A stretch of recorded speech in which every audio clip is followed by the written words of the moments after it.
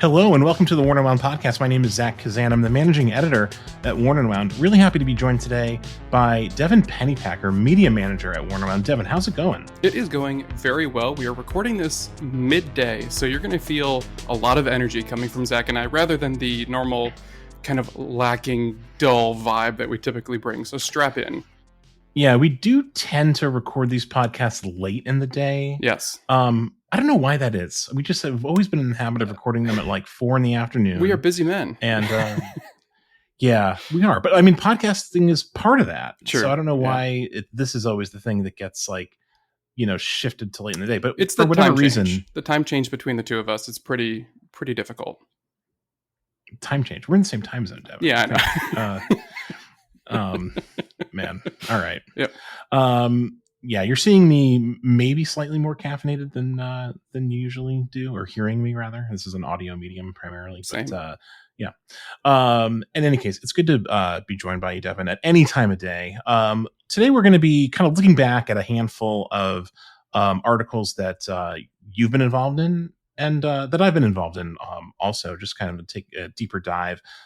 We had a very popular post on the website on the best watches of 2025 so far. We also had a review that you wrote on a Breitling. Mm-hmm. You wrote a really nice review of it. I got a chance to see the watch really briefly at Windup a couple of weeks ago and was really impressed. I wanted to dive into that a little bit more thoroughly. We've also got some cultural recs for you. This is a pretty full show, I think. Before we get to any of that, let's do a quick wrist check. What are you wearing, Devin? Ooh, yeah. Okay, good call. So I am wearing the Ebinger Nimrod today. It's a watch I have in for review currently. And mostly I'm wearing it today because over the weekend I wore actually two different Certinas, the PH 500M and the PH 1000M, both very chunky divers that are like super fun summer watches. But I like throwing the new Nimrod on because it is like a 38 millimeter dive watch, something a little bit thinner, a little bit more fun. And obviously reviewing it, I want to give it its fair shake. So yeah, got that on and really giving it a go over the past couple weeks. Yeah, that's a cool watch. You sent me some photos of that watch.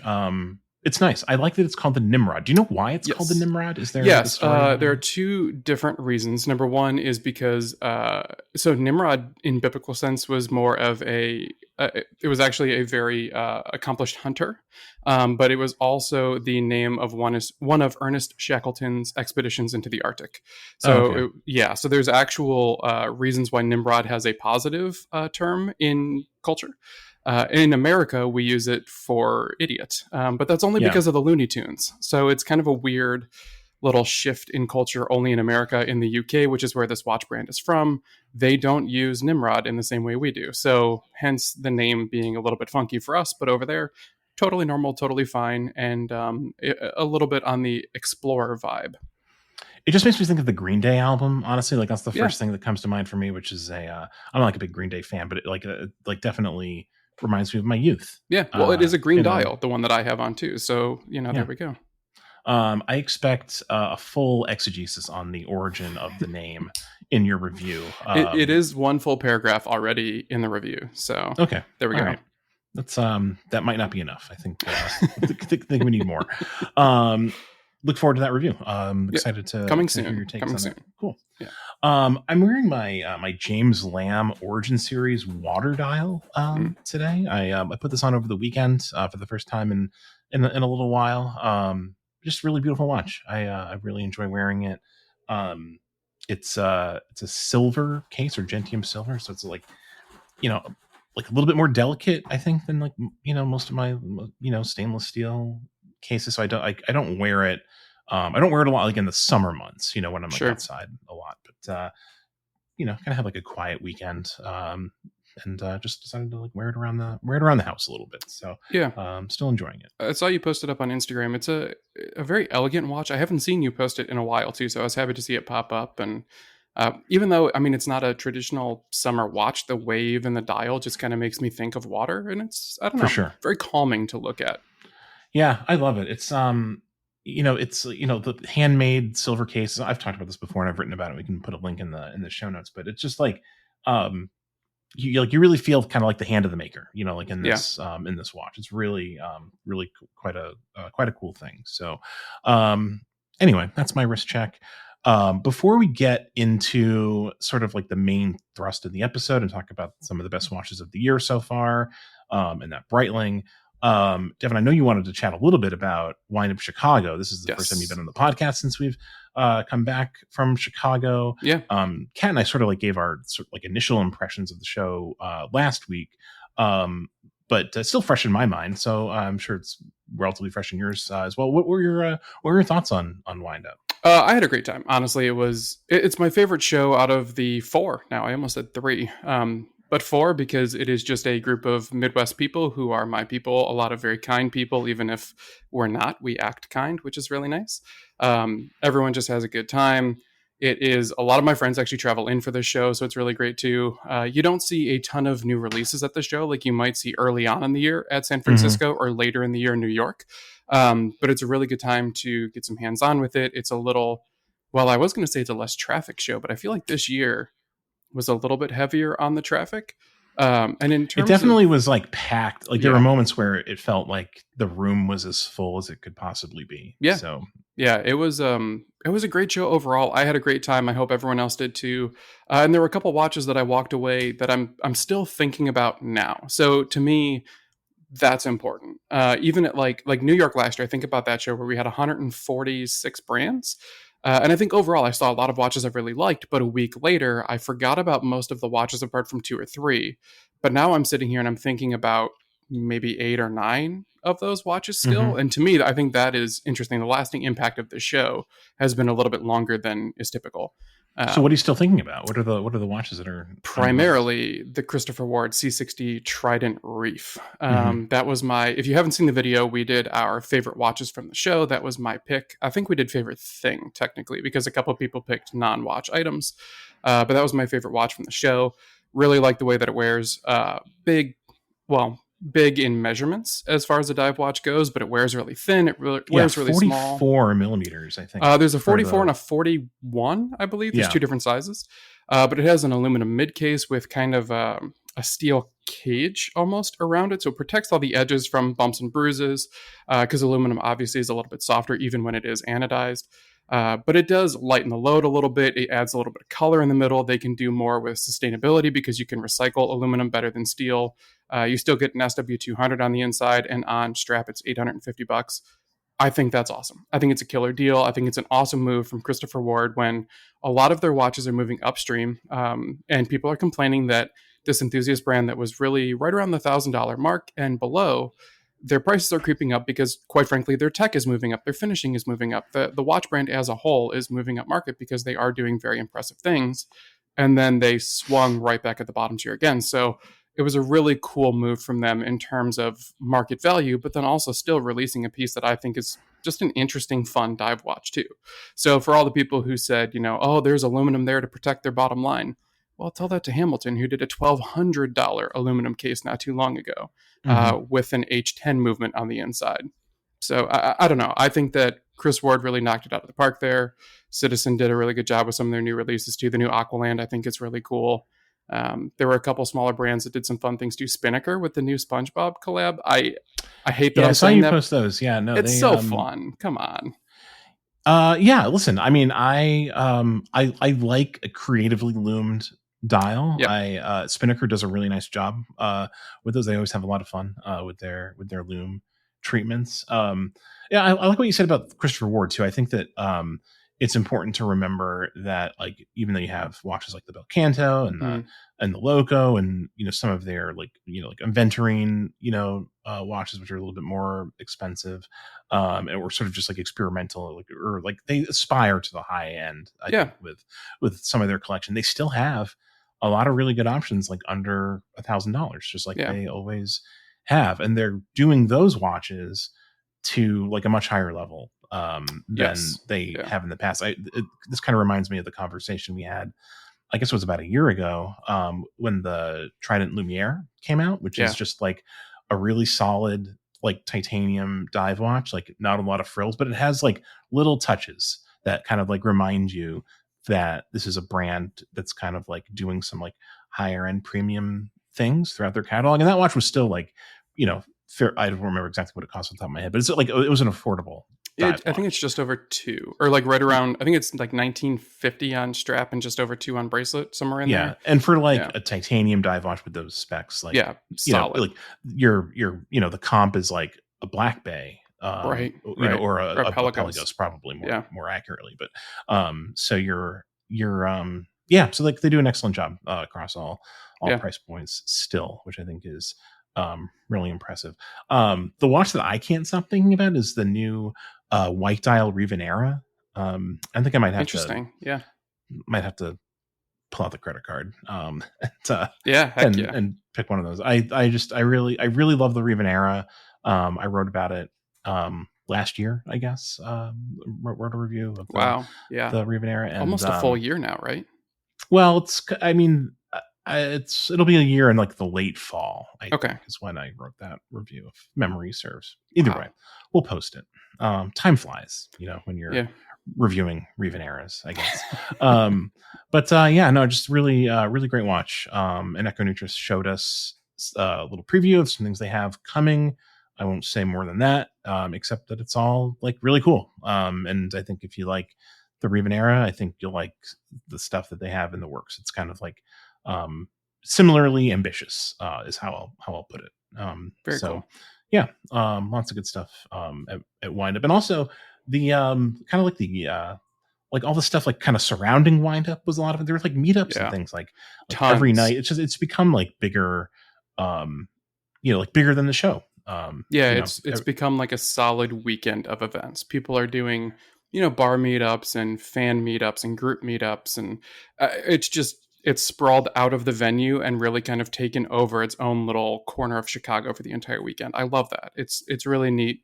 The enthusiasm has spilled out of the show floor, which is pretty cool. Yeah, no, that's fun, and there's a really fun watch culture in Yeah, Chicago. People people know their stuff there, so it's yeah, it's great. It's a really really great event. Listen, you don't need me and Devin to tell you to come to Wind Up if right. you haven't, like, but come to Wind Up. It's Wind Ups are a lot of fun. We got So another one coming up, and it will be the biggest watch show in the world. yep, New York City, Yep. here we come, right around the corner, sort of. It's Well, for us, it's coming faster than we think. yeah, for sure. I wanted to talk to you, Devin, about the Breitling that you Yeah. reviewed, Yes. because this leads right into our best of 2025 so far conversation. Mhm. Because this watch, frankly, is one of the best watches I've seen in 2025. Yes. It's really really good. Tell us a little bit about this watch and why you find it so appealing. Yeah, there's a lot of reasons here. So this is the Top Time B31. For those that don't know, it released in 3 different dial colors. There's kind of like a white, a blue, and a green on strap and on bracelet, right around that $55,000 to $6,000 price point. And it's one that honestly, when they released it, I didn't really take too much notice of it at the time. I was watching their marketing campaign, as I typically do, working a lot on the marketing side here at Worn and Wound. And I mean, Austin Butler, he is just a dreamboat. You see that guy with that slick back hair, a little bit dirty from motorcycle grease, and you can't help but be glued to the TV. And so I'm watching that campaign and I see these classically proportioned 3-hand Breitlings. I'm like, all right, I need to check that out. So I go into the Breitling store during one of their events and I tried these on and kind of immediately fell in love with them. Let the PR team know that I needed to check one out, and lo and behold, they sent me one. And then I held on to it for a while because Mhm. I genuinely did not want to give it back. I actually still have it because we're going to be doing some video content with it here. And I don't think I want to send it back. Like I might honestly end up holding on to it and keeping it because I love this watch. The dimensions for me, they're a little bit smaller than I would normally go for. It's not a dive watch, which is what I would typically go for. Breitling is known for tool watches, which this isn't. It's just kind of an everyday sport watch. But Mhm. the specifications are there. I think the price point is there. It beats the competition in a lot of categories. And quite frankly, that dial is nothing short of erotic. It is so fun to look at when it plays in the light. It goes from this kind of dark, flat blue to this electric, vibrant, brushed blue dial. It's just so fun. I do wish that, and I wrote this in the review, I wish that some of the romance from the dial spilled into the case a little bit because the case is just a little bit generic for what it is. I wish that it would just have a little bit more chamfer and a little bit more playfulness.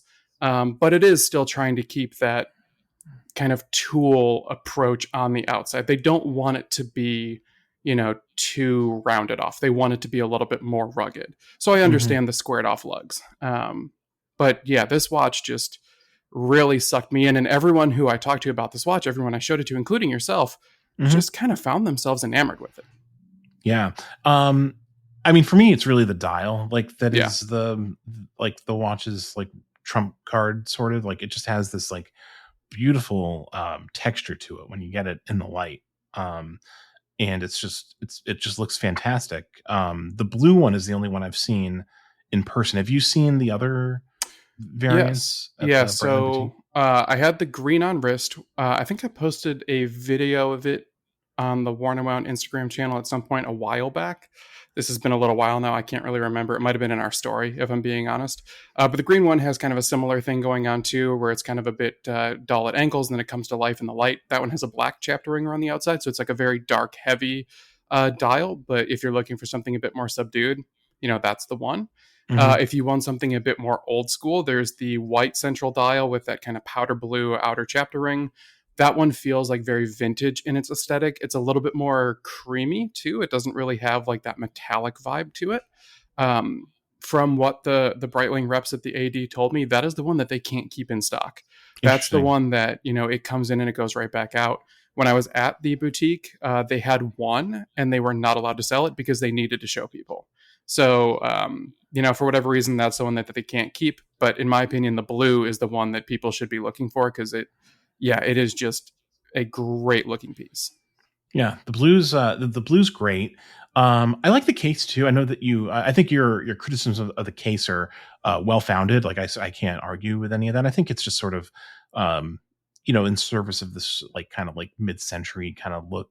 That Sure. is, that they're kind of always pulling on. I found the watch to be, like, incredibly well proportioned. Like, it's very Yeah. comfortable on the wrist. It just kind of, like, makes sense. Is it 38.5 millimeters or Yeah. 30? It's just over 38. Yeah. It it's so strange because it feels larger, it looks smaller. The chapter ring and kind of the bevel on the crystal tricks your eye at different angles. And so sometimes it looks small, sometimes it looks big. Everyone talked about on our Instagram post how it looks tiny on my wrist, Oh but my then god. It that looks completely I can let's pause for a second yeah, and discuss this idea that this watch is too small for your wrist or any right. wrist. Like, it's completely appropriate. Oh, absolutely. It's 38 millimeters. If were alive in the 1950s or 60s and went to, buy a watch at a department store, you probably didn't have much to choose from besides, like, watches of this size, This even if would you have been had huge back an then. 8-inch wrist, Yeah. like, so. It's just a normal size Yeah. for a men's watch. I think it looks very nice on your wrist. I looked at those some of those comments on Instagram, and just gonna say, like, some of the commenters, if you go into their profiles, might be wearing watches that, like, have lugs that, like, drape over their entire Yeah. wrist. It doesn't look Yeah. great, in my opinion. So That's heavy not that a their great look. knuckles drag on the ground. We'll just leave it there. It's all, listen, it's very subjective. Yeah. Like, also, this is, like, not meant to be like a burly, rugged sports No. watch. This is like a kind of more, casual, elegant, sort of like everyday watch. Yeah, And exactly. um like, to me, the watch that it makes me think of, maybe just because of the Cyclops magnifiers, like, this is sort of like Breitling's Datejust. Like, this is their Oh, kind of, like, interesting. Okay. like, everyday kind of, like, all purpose watch. Like, it does have, like, kind of like sporty specs, Sure. but it's not a sports watch. It's kind of watch that you could just sort of, like, buy once and wear for the rest of your life if you were not, like, a watch, collector or enthusiast. I think it's it checks all those kinds of boxes for me. Yeah, and that's why in the review I compared it very specifically to the Tudor Black Bay one, the Omega Aquaterra Hmm. Shades 38, and then the Rolex OP. Yeah, I I didn't think those bring are up all really good yeah, comparisons. yeah, I didn't bring up the date just because to me I think that's a little bit too dressy for what they're going for here. I thought the OP was maybe a little bit closer in comparison, but I hear your points. I think that's very valid. And then the one that I didn't bring up, which I do compare the movement to, is the Tag Carrera Day Date, because the Hmm. TH31 is very similar to the V31 in appearance. Specification wise and final production, they are different movements, but people are going to call them out as being very similar. But when you compare the Carrera Day-Date to this Breitling, they could not be further from each other. Like if you look at the dial, look at the finishing, the case, the Tag Carrera. I like Tag Heuer. I am an Aqua Racer defender, but the Carrera is just, in my opinion, it looks like an AI generated watch. It is a very boring looking watch, whereas this Breitling is anything but. I genuinely really like this piece. Before I wrote this review, I don't know if it was in the running, but at this point right now, it is probably in my top 3 favorite watches from this entire year.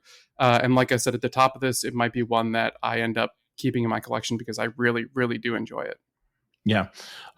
It's excellent. It's it's the first Breitling I've ever, first Breitling in recent memory I can remember thinking to myself, like, I might want to buy one of these eventually. Like, I might set a watch recon alert and see if I can, like, find one pre-owned at some point down the line. It's just really good. I could definitely see myself wearing one of these, on a regular basis. And we haven't talked about the movement. The movement's pretty cool too. It has a very long power reserve, chronometer certified, good stuff. From Breitling. Yeah, very solid piece. Yep. So that's a good transition, I think, to the to our favorite watches of 2025. So you said this one kind of like ranks near the top. Yeah, it's in my top 3 for sure. Yeah. Yeah. The watch you picked for our article, which we'll link to, is, what did you pick? So this is the watch that you made me pick, Zach Kazan, because you said I could not pick the actual watch I wanted to pick. So I'm going to give. Well, now's your chance to. I'm going to give our listeners a peek behind the curtain here. So Zach Kazan sends out these threatening emails to all of our contributors every once in a while, where he says, "Guys, you write about the same watches way too often. It is very mundane. Everyone's very bored with your writing. You need to spice it up and write about something different." That's not accurate. That's ridiculous. No, what he actually said is, we're going to do our favorite watches of the midpoint here. It would be interesting if you chose something other than your Watches and Wonders picks. Right. I think that's fair, right? 100% fair. Little variety. We can refer back to that. 100% fair. And everyone has a chance to read that. To be fair to him, too, I actually said that my Watches and Wonders pick is still my favorite watch of the year. He actually allowed me to pick that watch, and I said, out of spite, no, I'm going to choose the Tudor Pelagos Ultra, because between the JLC, the Reverso on the Milanese, and then the Tudor Pelagos Ultra, those are my top 2 of the year, and you could flip them either way. But the Pelagos Ultra is one, again, that I might end up with, so I will choose that for my midpoint watch of the year.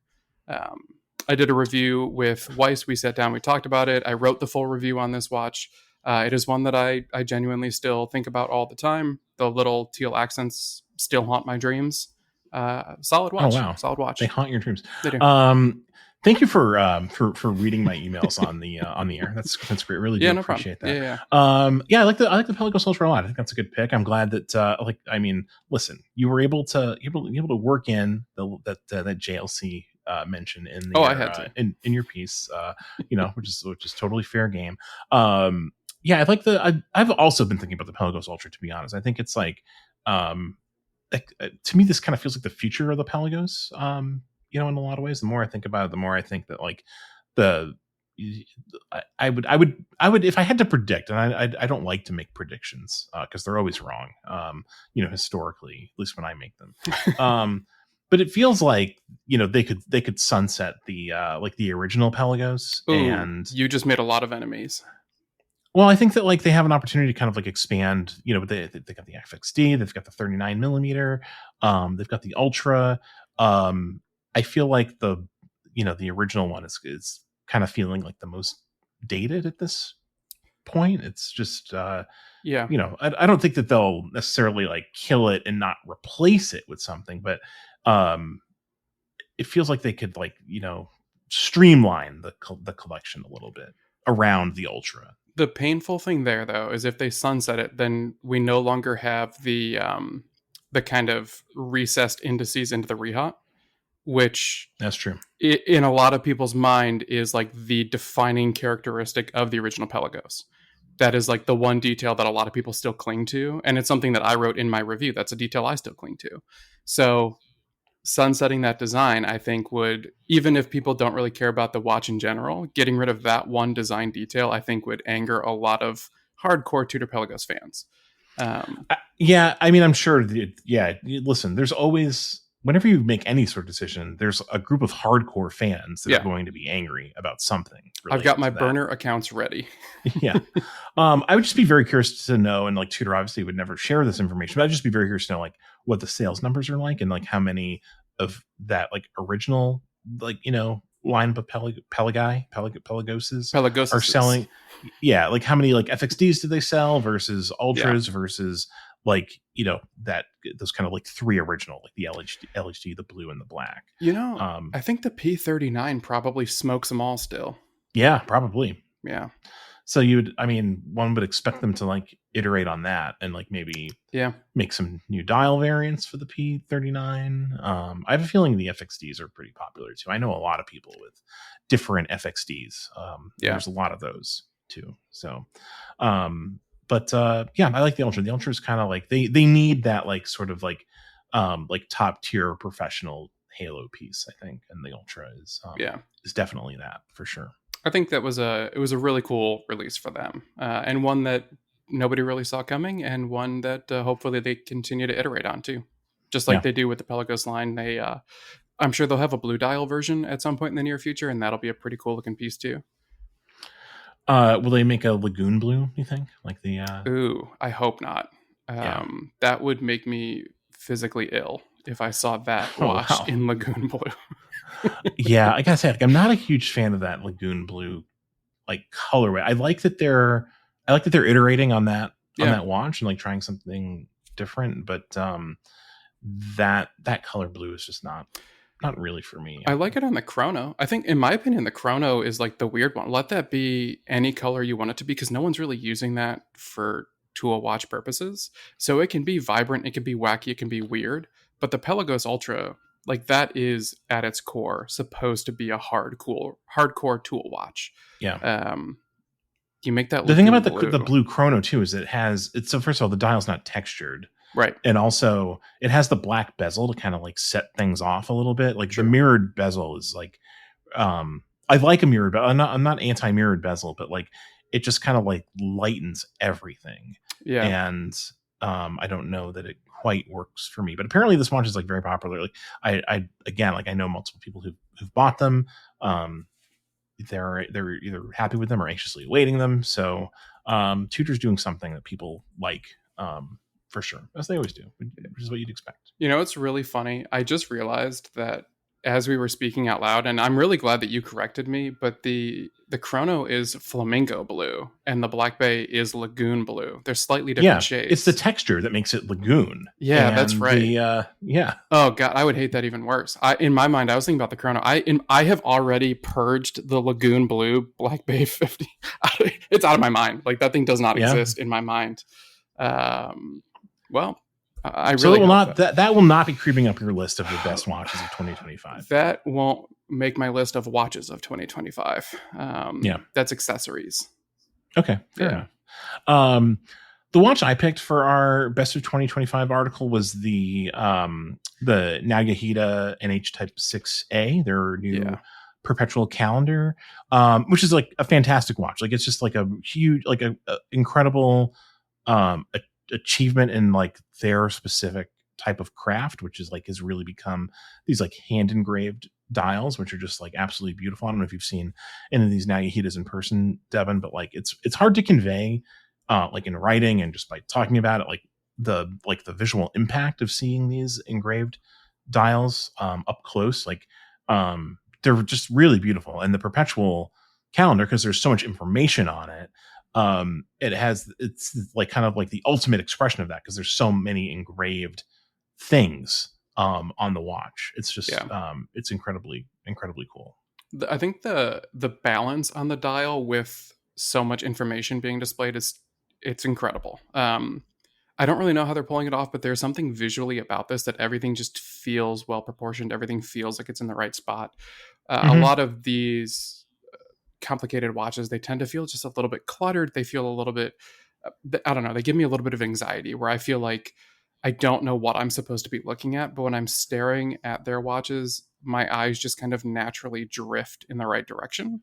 I don't know if that is, a credit to their design or just a credit to the way that they do their styling as far as their texture and their color balance, because they do use a lot of kind of like softer blue shades and blacks, and then the textured grain on the dial too. Um, nothing on it is like harsh. It all kind of melds together in a nice way. It's just, I don't know, very, very visually pleasing. And you don't have these giant crowns all over the place distracting you from the dial either. You have these nice little nubs, I guess you can call them. Yeah, that's kind of a fun little detail. It's the Yeah. these little pushers that it feels very old school, but I also like can't think of like a watch that like used like kind of like outboard pushers like this. Like you always see them kind of like recessed into the case. I'm Yeah. sure there are examples, and people can probably like, who are more in tune with like vintage watches like this can probably rattle them off. But like Yeah. there's something like kind of unusual about it, seeing it in 2025 for sure. Yeah, there are definitely. I mean, There are some old Seiko references that I've seen lately that have small pushers that are just like this. But yeah, you don't see modern watches like this at all, and it's just kind of nice that you don't have the giant crowns, giant pushers all over. Again, it doesn't distract from the dial. I think that you guys came back with a whole bunch of photography from this event, Hmm. and seeing your photography was very nice because I think their renderings they do the watches a little bit of disservice because they're a little too clean. You don't get the warmth of the actual dial texture that you do get in your photos, which is nice. Yeah, I think most of their dials are German silver, if I'm not mistaken, and like it definitely has a real kind of like natural warmth to it, combined with the engraving, which is like very deep and like very beautifully filled. It just like they have like a real kind of like dimensionality to them that's like very hard to convey in a photograph. Zach Weiss's photographs of these watches are wonderful. His is what's featured on the in our article. Yeah, So yeah, they're very cool. This is sort of like these watches fall into that category of like the ultimate, like you have to see them in person sort of watch to like really understand them. And I know people say that about watches all the time, and it's sure. probably pretty annoying to hear that. But like, Especially watches um, like this that are really hard to see in person. yeah, but like it really is like it's if you love watches, it makes sense to like seek something like this out, I think, because like they are rare and like, it is hard to see them in person. And like to your point, like the stock photography like does not like do them favors, but like you kind of have to like see the engraving up close to fully get it. You also have to like wind these watches to understand like what they're doing to these movements. Hmm. The movement of the perpetual calendar is a custom movement that they had made for them, I think, with the participation of Habring, if I'm not mistaken. We can double check that. But when these guys came on the scene, they were using a modified Solita chronograph for their time only watch, where they took the chronograph component out and tweaked like the winding so it feels like like an old pocket watch almost. Oh, that's cool. And it just has this like tactile sensibility to it that like you just can't reproduce like in a No, in a watch that's article old or school romance that you don't really get with modern machining, unfortunately. yeah. And like they were like kind of criticized early on for like the price they were asking for watches that like basically just had. How often do we hear this, like that watch has a Solita movement and you're asking how much? And Right, um right. it really does make sense once you handle it. The other watch that I was going to pick also kind of like falls into that category. Alec Dent wrote about the Cornell watch company Lozier, which is like for me, like the Naohita and the Lozier are tied basically. Like they could be like 1A and 1B. They kind of like have some like aesthetic similarities Yeah, too. And this watch, I remember seeing this watch literally like the day after Zach and I saw the Naohita. We had John Warren in the office, and he brought some samples of this, and I was just like really blown away, like by the dial in particular, but also by like how much they were able to do in the United States as far as like the manufacturing goes. Basically, the movement, and I think the crystal are like the only things that are like not produced in the United States on this watch, that's which is impressive. why it's like $6,000, and why you see so many comments, people saying like that's a lot of money for a watch with this Sellita movement. And like to me, that's just like indicative of someone who like hasn't Right. read the article or like doesn't quite grasp like the challenges of manufacturing something like this. Well, and quite in frankly, America. for $6,000, do you want someone to try and fiddle with a movement, or do you want reliability? Do you want to Yeah, make sure no, that you it's going to work? exactly. Like I want a watch that's going to work, and that if it goes wrong, someone can service here without a 2 or 3 year wait time. Yeah. There's absolutely nothing wrong with the Sellita No. movement. Sellita movements are excellent. They they work really well, proven over They have over for years. a long time. Yeah. They're not exotic or fancy. But when the focus of the watch is on something else, I think it's okay. Yep. And if I'm personally like I appreciate movements, but it's not like the primary thing that like draws me in to watches just personally. So like I would rather put my money towards a watch that has like a really interesting case or a really interesting dial where there's like some interesting craft element. The watch I'm wearing is a good example of that. This watch has a similar hand wound Sellita movement, but the case is like entirely made by hand, and et cetera, et cetera. Well, and what are you going to spend your time looking at more? Are you going to spend your time looking at the movement, or are you going to spend your time looking at the dial? Yeah. Yeah, no, 100%. So for me, the Lozier and the Nayahita Perpetual are kind of like tied up there for very cool. For my favorite watches of the year. Yeah. What else is kind of like on your list, Evan? What else kind of comes to mind when you're thinking about the best watches to have been released this year? Yeah, it's tough, honestly. When you sent that email out, that really threatening email, it was difficult. Sorry about that. This was the first year that I can remember in a long time where my mind kind of went blank for a second, and I was trying to think of like of the new releases that had come out, and I was having a bit of a challenge where there's not a lot that really floated to the top for me, and that is odd. I am someone who, I guess, we all get jaded in this industry. That happens all the time. You show us something that a lot of people get really excited about, and then we look at that because we've seen a lot of different things, and we kind of go, "Oh yeah, that's interesting," and we move on. Sure. And I hate that about us as watch journalists in general. I think the whole jaded aspect gets really tiring, and we need to do a better job of being excited about things a little bit more often. But then looking at the industry as a whole, I was pretty jaded this year. So for me, like the Breitling, the Tudor, and the JLC, those were the three things that really stood out. And a lot of the other stuff kind of settled kind of in the middle of the pack. And that's a bummer for me. I think Rolex in general didn't really do anything that surprised me. The rest of Tudor catalog didn't really do anything that excited me. Look at other players out there.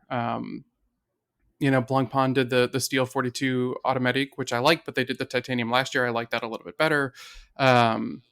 They also did a 40 millimeter just recently, didn't they? They just dropped the 38, which was a really big deal. The 38, honestly, for a lot of people is what people have been screaming for. That's what they wanted. But people, I don't think, really realize is that the 38 millimeter case diameter, while that is fantastic for smaller wrist people, they do a really good job with their lug-to-lug proportions. So while a 42 might sound big for you, it probably fits your medium-sized wrist. So with those, like you have to try them on. They sound big, but they actually fit you. It's very strange, I know, but trust me. I don't know. It just was a bit of a lackluster year in a lot of ways for me, where not a ton of things floated to the top of my list. And then I started digging into other watches, and I realized there's actually a lot of things out there, like the Chris Ward Loco. That was a pretty awesome release. That it came out. It was really hot. It was really exciting.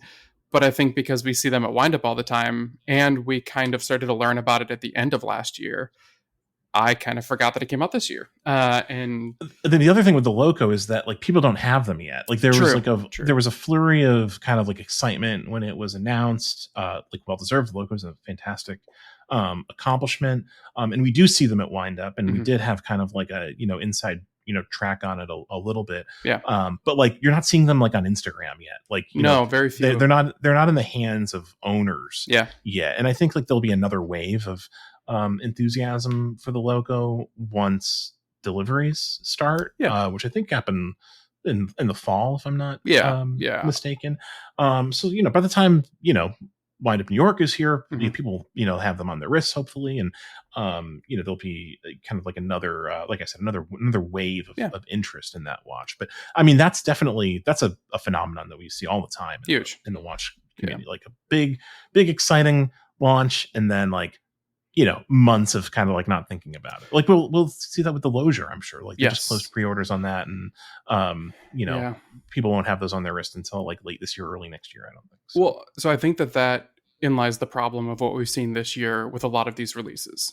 We have seen, because of political climate, social climate, whatever you want to call it, we've seen two things happen a lot this year. Number one, a lot of limited production releases, like two of my other favorite watches this year. The Studio Underdog Fears Gimlet. Love that watch. Yeah. Phenomenal release. Super fun, super cool. One that I am hitting my head on a wall for missing out on, because that watch was so cool and so fun. And yeah, you should have stood in line at I know. the British Watchmakers Day event when you should have. When I should have wasted been working, an entire workday standing in line. I'm sure they would have loved that. But then, I mean, Fears also did the Edwardian Silver Edition, which was beautiful, stunning watch, but again, limited edition. So we've seen that's the one I kind of have. That's one I'm kind of hitting my head about. Stunning watch. There was one left like late in the day. Yeah, British Watchmakers, and I was like doing the math in my head and like figuring out the currency conversion, and like I couldn't do it, and then it was gone. So, yeah. But we've seen a lot of limited edition releases this year, and we have seen a lot of announced releases with pre-orders, but not a lot of delivery. And I think that a lot of it is tariff, a lot of it is supply and production, a lot of it is scare because the market is a little bit shaky right now. And so we haven't seen a ton of standard production releases like we have in years past, especially if you look at like the past 3 years. I think there's just been a swarm of releases that have been dumped on us. I think about Omega. Omega is not a brand that, if you look 5 years ago, that we would see releases throughout an entire year from. But then you look last year, and it was like every month that we got a new Omega watch. That's kind of crazy. That's something that we're not used to seeing. And so this year, to kind of start to return to that normalcy of every 3 months, we see 5 new releases, and then it's a little quiet. And then 5 new releases from brands, and then it's a little quiet.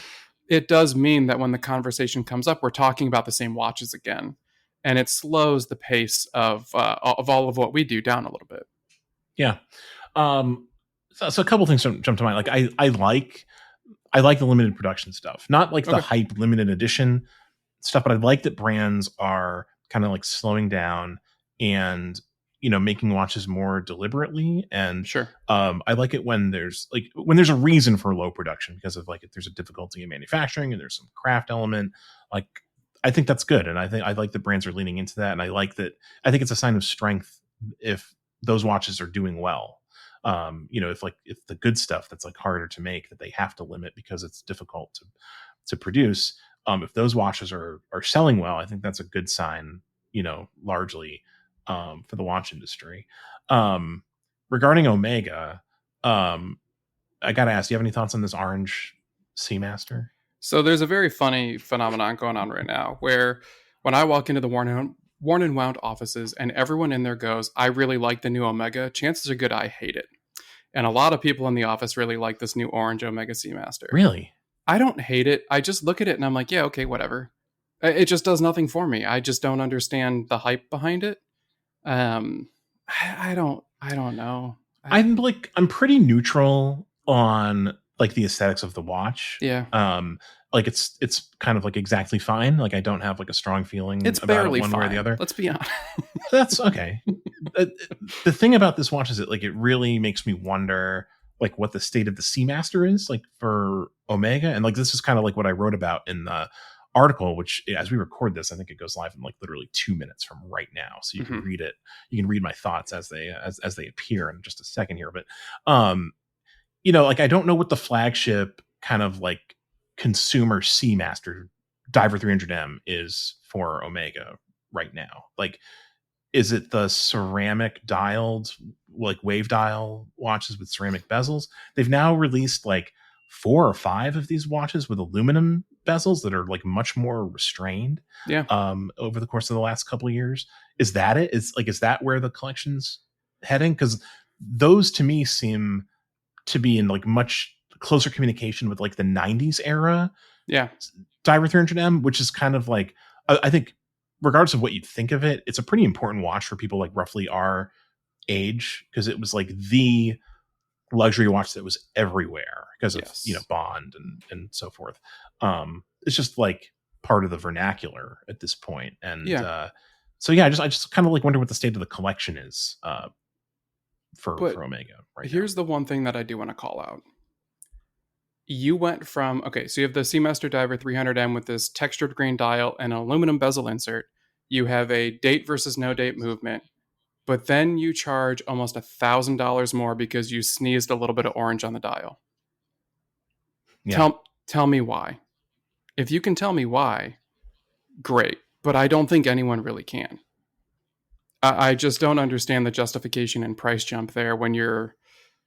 And I hate that I'm making that argument because I feel like so often we're making the counter argument to that, where it's like, well, the market's trending upwards and prices are higher and manufacturing's more difficult. But from a brand like Omega, part of the Swatch Group, and I'm often an Omega and Swatch Group defender, I don't quite understand this move at all. Yeah, I mean, I don't think there's really, I don't either. I don't understand it, in the sense that like I can't pinpoint like a reason behind it, like based on the product. I just assume like, you know, Omega slash Swatch Group has to drive a certain amount of revenue, at this moment, and that's determining their pricing structure for this and like every other watch they make. I I guess, think it's, yeah. I don't think there's like a watchmaking reason necessarily. I think it's just, it's a huge company. It's a giant corporation. And they have certain, they have certain revenue goals, and like, they just have to, I think it just boils down to like, the bean counters tell them like the watch needs to cost this. Yeah. And that's why it costs what it costs. Yeah. It was just one that kind of confused me. And it was, like I said, it's the first time in a while too that I walked in and half of our staff really liked an Omega release, and I looked at it and I was just like, yeah, not for me. Yeah. Well, I hope I get to see one in person. I think that it's interesting. I do kind of like I think I prefer like these aluminum bezel Seamasters 100%. to the ceramic stuff. I owned one of the ceramic watches for a brief period of time shortly after that line was refreshed and they were introduced. It's a nice watch, but it's not quite close enough to that, like, to those 90s Seamasters. I think the textured dial looks good. I'm not a big fan of the wave dial. I think the textured dial looks great. I think the way that they're going is the right direction as far as design goes. I'm just a little confused on other aspects. Yeah, there's a lot of confusing things kind of happening around Swatch Group brands. Nobody to explain it. Yeah. I'll just quickly run through like a handful of other kind of like best of 2025 so far, watches that I wanted to call out. A watch I saw at Windup that I really liked was the Ferrarissime. Like, I think it's a 38 millimeter like hand wound. They call it a dress watch, but it's like they're so colorful. There's a kind of like a black and white one, but for the most part they're pretty colorful, and I think kind of transcend like the idea of a dress watch. Really nice. I was very, very impressed with that watch. Meg wrote a really nice review of one that they lent her. So we'll link to that. I posted a picture of the white dial version. I think the Balfour. Yeah. I like that one. Very pretty. Yeah, very cool as always. Ferrer does a nice job with color and kind of unexpected complementary colors. And I just think that like this K shape is really good. It's just a really good size. Very, very cool release. I also really like the new porcelain dial Anordains that we saw in San Francisco. Those have kind of like stayed on my mind. Interesting. Really, really cool watches. I think we fought about those on an older podcast because you called them out, I think, as being one of your favorite watches from San Francisco. Mm-hmm. And I think they're fine. I just wish that they were a little bit more porcelain-y. I mean, listen, fair. Like, you kind of like with the porcelain dial, you got to get it like in the right light to kind of like appreciate sort of like those qualities of it. I think it's a fair criticism. I don't. I'm glad to see them making more watches though, regardless of any aspect of it. More Anordain, the better. Yeah. And the last watch I want to call out, which is also kind of like up there for me in terms of like favorite releases of the year, is the Leica ZM12, their integrated bracelet sports watch. This is a smaller version of their integrated bracelet design. Liam reviewed this watch for us a couple weeks ago. and shot some really cool photos of it. This watch really took me by surprise when we saw a preview of it earlier this year. Just sort of like, first of all, like it wears great, like it's super comfortable. I think that like if people have a chance to see this watch in person and try it on, all those thoughts of like, what is Leica doing making watches will kind of fly out the window. It's just like a really nicely made object. I think there's still sort of this like idea that these watches are like, like they're licensed garbage, like made by someone else. And like, that just couldn't be further from the truth. Like Leica makes a Right. really high end product in every category that they're in.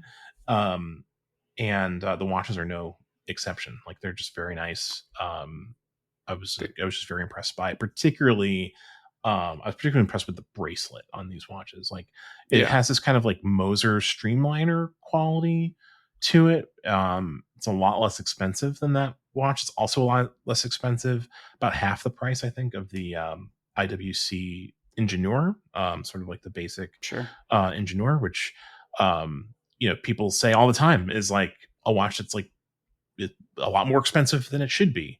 And I don't know that I necessarily agree with that. It's a good watch. It's very they're well pretty made, solid. but like, this is a watch that's like equally, I think, well made and well finished.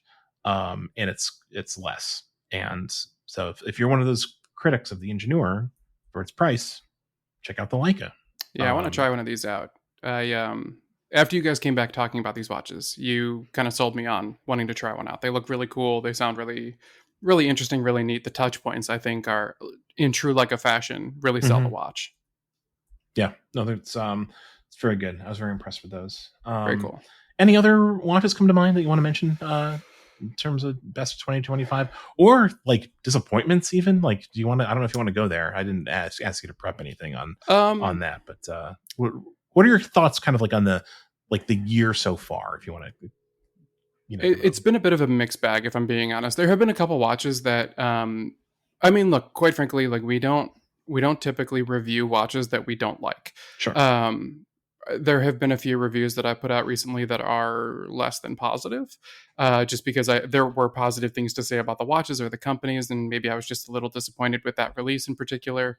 But there are watches that I have outrightly refused to write reviews about because they just were not my cup of tea, or I just didn't think that they were that great. And I think this year in particular, there have been a lot of watches that I've gotten my hands on that I've just kind of gone, oh, yeah. I don't think this is it. Yeah, you made a very recognizable face there, a face of disappointment. With I've gotten really bad at hiding my emotions sometimes, and I feel bad because like I never want to, especially with small makers, like I never want to tell anyone that their product isn't worth it, because there's a market for everybody, right? Like everyone will find their audience. It might not be as big as you were hoping. It might be a very niche audience out there, but there is an audience for everybody, and it might not be me, and that's fair. That's fine.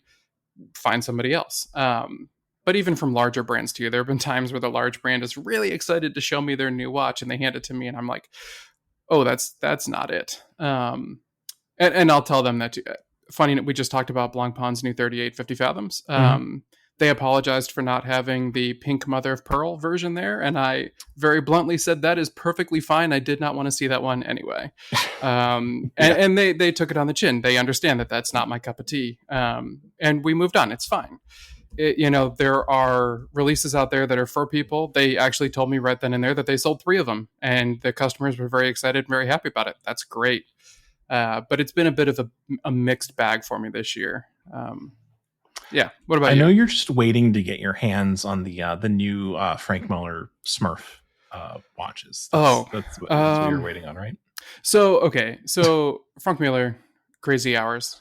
Yeah. Pretty sweet watch. Love it. Classic. Kind of like an important independent watch, I think. I wore that watch for a week and loved it for a week, and then never thought about it again, I think, until this conversation.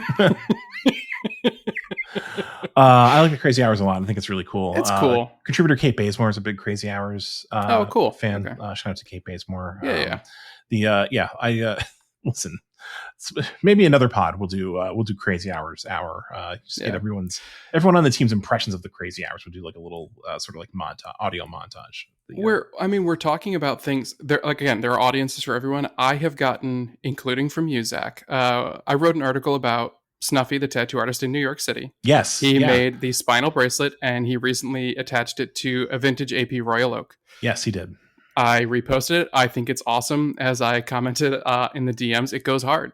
I think that it is a very cool bracelet. I love the story behind it. I like that it's going to age with the wearer. I think it's a piece of art, a very cool, fine piece of art. It's not for everybody. A lot of watch people don't understand it. I got a lot of hate in my DMs for resharing that, and I don't care. I love it. I think it's awesome, and I'm going to continue to repost it. So if you want to throw some hate out there, bring it on. I love that. You heard it here first, folks. Devin's favorite watch of the year is the modified Royal Oak with the spinal bracelet made by Snuffy. A very talented tattoo artist and just an artist in general. Also, just all around cool guy. Yeah. No, we'll link to that article that you wrote about the about his bracelet in the show. It's an interesting project. I don't know that I like to me the look of that bracelet on the Royal Oak just doesn't make sense to me. But listen, are you saying it does not go hard? It goes. I'll say it goes. Definitely goes. All right, we're at that point of the conversation or point of the podcast where we sometimes share cultural recommendations. Oh yes. I asked you before we flipped on the mic. Do you have one? You said you did, and I've been waiting for an hour to find out. Well, before we do, Zach, I want to let everyone know. So these podcasts go live on Wednesday mornings, correct? Yeah, correct. Okay.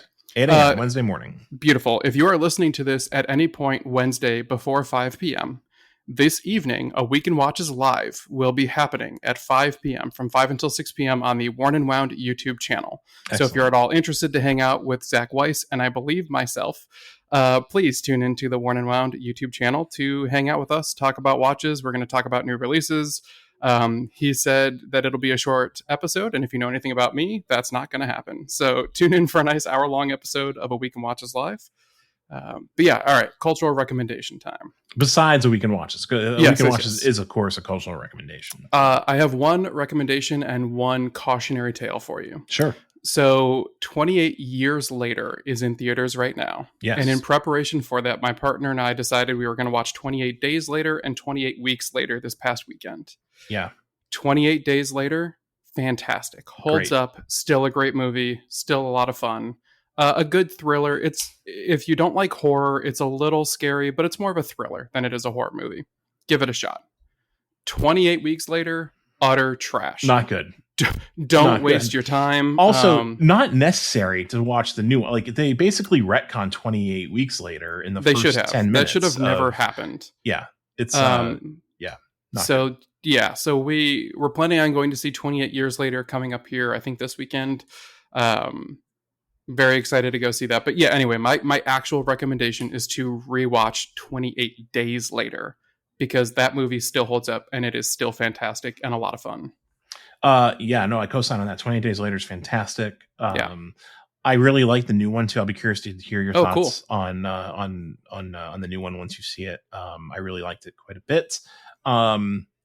It's very British. Like, it is. Ooh, so it's blue just the entire time. Just it's blue like filter. there are some things in, like, I don't know if I consider myself like an Anglophile exactly, but I feel like I'm pretty up to speed on like certain aspects of, like, British culture, like, but like there's some things that like I had to look up after this that like really make a lot of the rest of the movie like very clear to me. Like, the theme, I won't spoil anything because it's just a pretty big plot point in the movie. We'll talk about it after.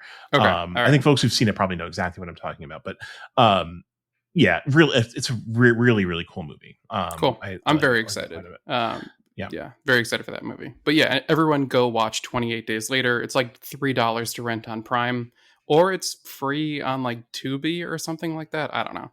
But yeah, check it out. It's it kind of looks like it was made with a potato at this stage, because it was does, it was shot on, I think, like 16 millimeter film, and like it's just so does 28 weeks later somehow though. Yeah.